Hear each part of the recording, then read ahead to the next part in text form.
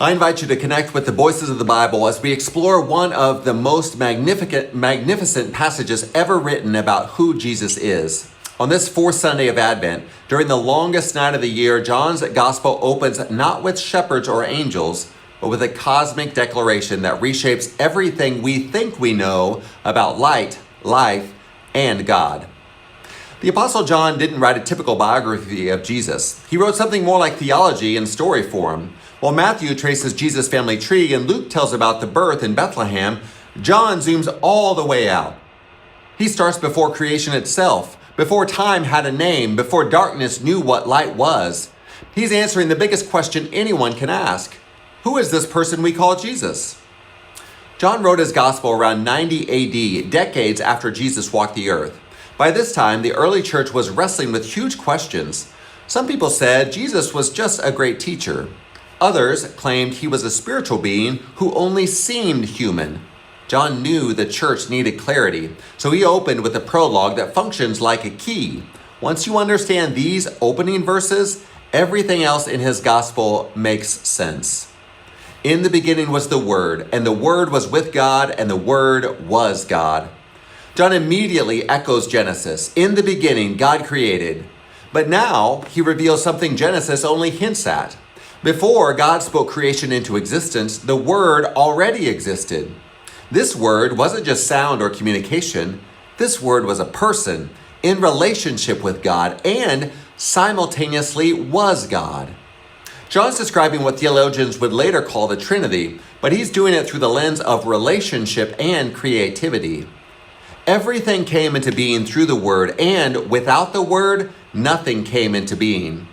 Every star, every ocean, every mountain, every living thing, all of it came through this Word. John wants us to understand that Jesus didn't just show up 2,000 years ago. Jesus was the creative force behind everything that exists. When you look at a Kansas sunrise or hold a newborn baby, you're looking at what Jesus made. What came into being through the Word was life, and the life was the light for all people. The light shines in the darkness, and the darkness doesn't extinguish the light. Here's where John's cosmic vision becomes personal. This creating Word is also life itself, and that life functions as light for everyone, not just for religious people or good people, for all people.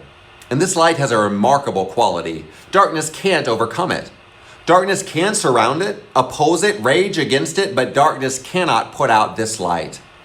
The Word became flesh and made his home among us. This is the hinge of everything. The eternal Word who created galaxies became breakable human flesh.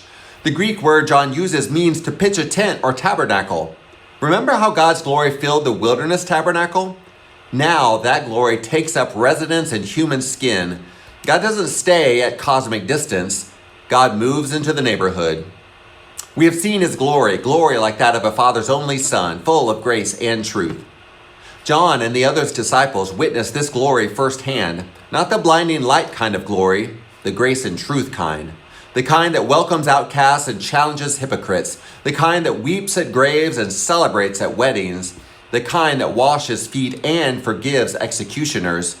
This is what divine glory looks like when it becomes flesh. From his fullness, we have all received grace upon grace. The Greek here is stunning. Grace instead of grace, or grace piled on top of grace. It's not a one-time gift. It's wave after wave of undeserved favor crashing over us.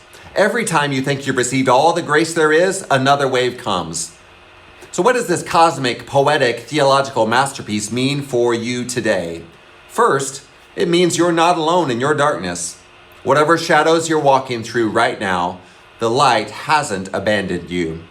The Word who spoke creation into being speaks into your chaos. The darkness you face, whether it's grief, fear, doubt, loneliness, or despair, that darkness cannot overcome the light that dwells with you. Second, it means God is closer than you think. The Word didn't stay safely transcendent. God became flesh, vulnerable enough to understand your struggles from the inside. When you pray, you're not shouting into space hoping someone hears. You're talking to the one who knows what it's like to be human, who experienced hunger and exhaustion and pain. Third, it means you have access to unlimited grace. You're not rationing some limited supply.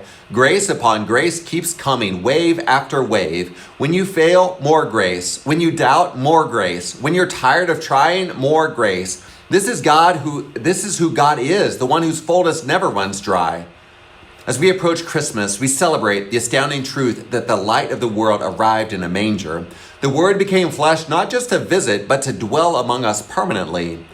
On this longest night of the year, we proclaim that the light is here, the darkness hasn't won, and grace keeps coming. That's not just ancient history, that's today's reality. Thanks for connecting with the Voices of the Bible.